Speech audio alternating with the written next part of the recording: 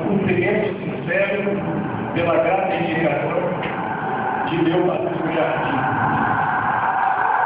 Na Academia das Letras, nesta cidade das águas, ouvindo as pedras que cantam no mar de Itaerê. No dia 10 de novembro, foi dado a mim, então, a cadeira número 1. O dono dessa cadeira, que muito me traz orgulho, escritor e jornalista, poeta com pseudônimo, também foi grande músico, inquieto totalmente. Político foi prefeito, visionário, sonhador. Sentado em 7 sílabas, trajando versos sem rima, sigo meu palco cantar. Foi ideia de Totó criar 2 avenidas, ligando a nossa irmã Mongaguá.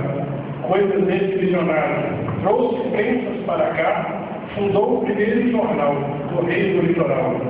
Berço intelectual, parte viva da memória, primórdio de nossa história, bem sabe, talvez semente dessa nova academia. Homenageei também falecido antecessor, ilustríssimo senhor Antônio Simões de Carvalho.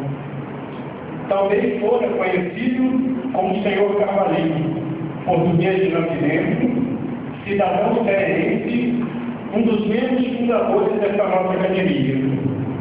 Foi poeta, romancista, autodidata, sonhador, incansável divulgador de nossa literatura.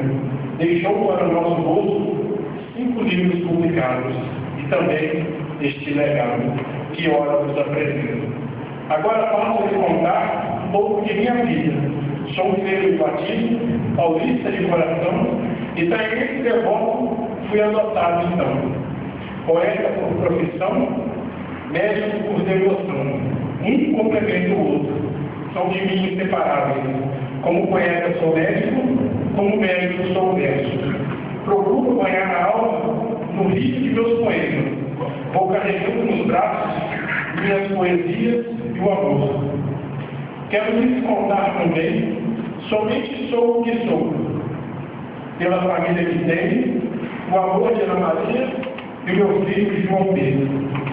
Minha vida, minha história, minha fé e minha palavra, meu silêncio e minha voz. Mais uma vez agradeço o precioso convite, que muito me engrandeceu, escrever tão parcas linhas nesta grande solenidade. Vou deixando meu abraço, saúdo novos colegas, como mais novo acadêmico, e encerro minha preleção com carinho e gratidão.